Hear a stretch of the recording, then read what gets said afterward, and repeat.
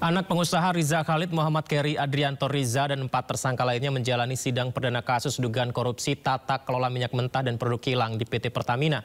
Kasus tersebut diduga menyebabkan kerugian negara hingga 285 triliun rupiah.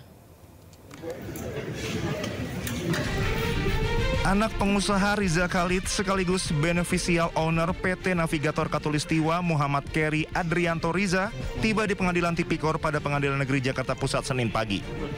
Adrianto bersama 4 tersangka lainnya dari pihak swasta yakni Direktur Utama PT Pertamina International Shipping Yoki Firnandi, VP Feedstock Manajemen PT Kilang Pertamina Internasional Agus Purwono, Komisaris PT Navigator Khatulistiwa sekaligus Komisaris PT Jenggala Maritim Dimas W.H. Spati, dan Komisaris PT Jenggala Maritim dan Direktur Utama PT Orbit Terminal Merak Gading Ramadan Judo menjalani sidang perdana tindak pidana korupsi tata kelola minyak mentah dan produk kilang di PT Pertamina.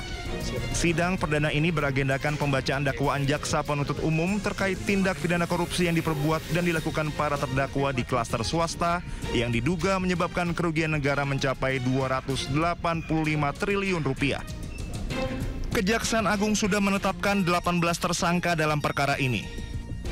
Dalam penyidikan Kejaksaan Agung, Adrianto bersama tersangka lainnya disebut telah melakukan pemufakatan jahat dalam kegiatan pengadaan impor minyak mentah oleh PT Kilang Pertamina Internasional dan produk kilang oleh PT Pertamina Patraniaga. Pemufakatan ini diwujudkan dengan mengatur proses pengadaan impor minyak mentah dan produk kilang yang seolah-olah dilaksanakan sesuai ketentuan. Salah satunya dengan pengondisian pemenangan broker yang telah ditentukan dan menyetujui pembelian dengan harga tinggi yang tidak memenuhi persyaratan. Sebelumnya, Ditjen Imigrasi Kementerian IMIPAS telah mencabut paspor Riza Khalid. Pencabutan ini diharapkan bisa membuat tersangka dugaan korupsi tata kelola minyak ini dideportasi ke Indonesia.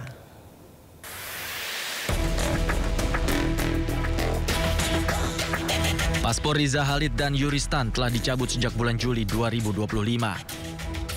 Pencabutan paspor Riza Khalid atas permintaan Kejaksaan Agung sejak Riza ditetapkan sebagai tersangka kasus tata kelola minyak pada Pertamina.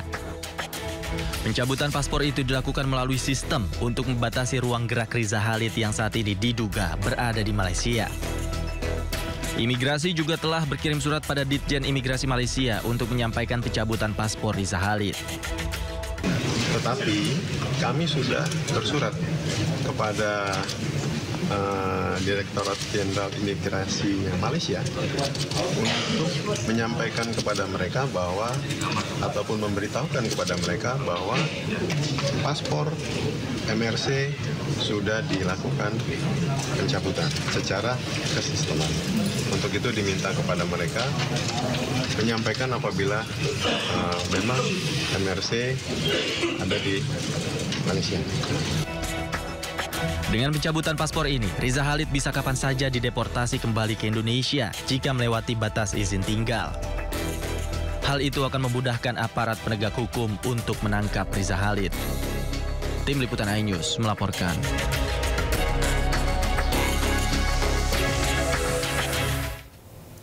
Kejaksaan Agung sendiri telah menetapkan Riza Khalid sebagai tersangka dalam kasus dugaan korupsi. Kasusnya berkaitan dengan tata kelola minyak mentah PT Pertamina Persero, namun hingga saat ini Riza Khalid masih belum ditemukan.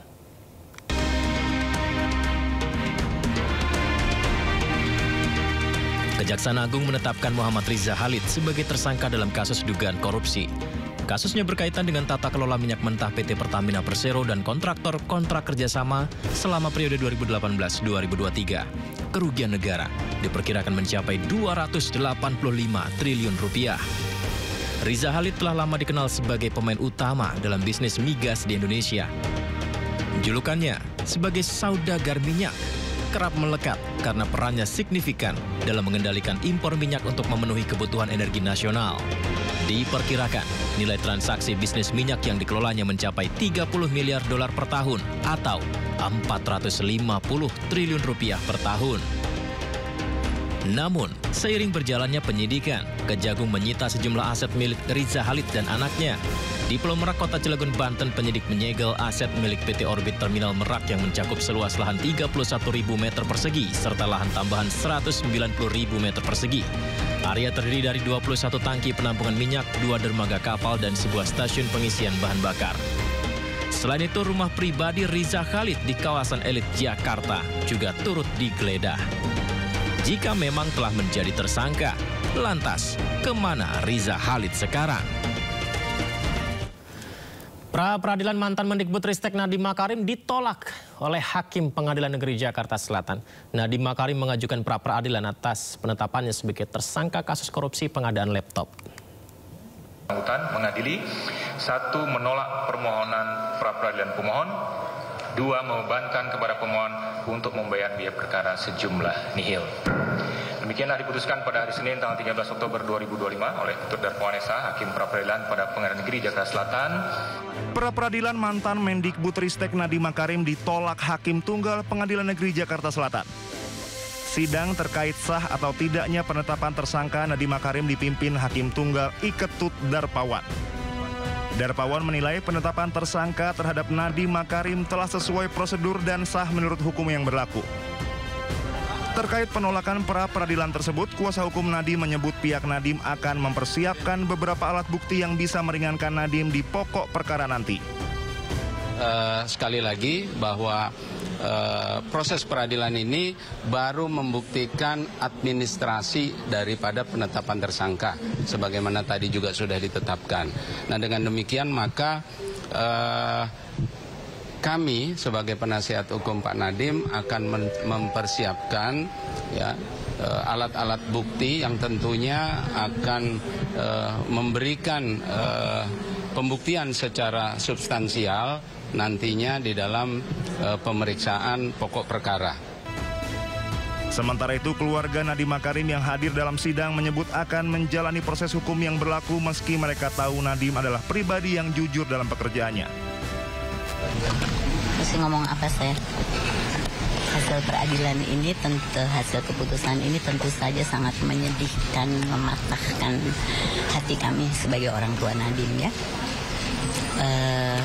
Kami tahu bahwa anak kami adalah orang yang bersih, yang menjalankan seluruh pekerjaannya, karirnya itu dengan prinsip-prinsip itu. Seperti yang udah pernah saya katakan, dengan prinsip-prinsip moral dan kejujuran dan kebaikan yang teguh untuk nusa dan bangsa. Untuk nusa dan bangsa.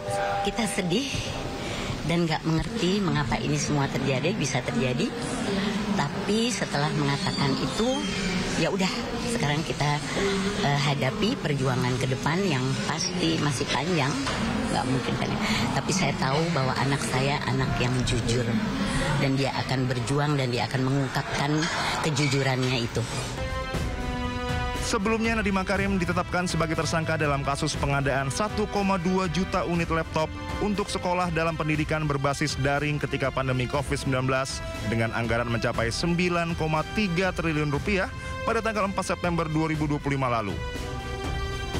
Sebelum ditetapkan sebagai tersangka, Nadiem menjalani 2 kali pemeriksaan oleh penyidik Jaksa Agung Muda Tindak Pidana Khusus pada tanggal 23 Juni 2025 dan 15 Juni 2025. Dalam kasus ini, Kejagung sudah menetapkan 5 tersangka termasuk Nadiem yang menyebabkan kerugian negara hingga 1,98 triliun rupiah. Dari Jakarta, Nata Arman, M. Hoirin, Rizky Solehudin, iNews melaporkan.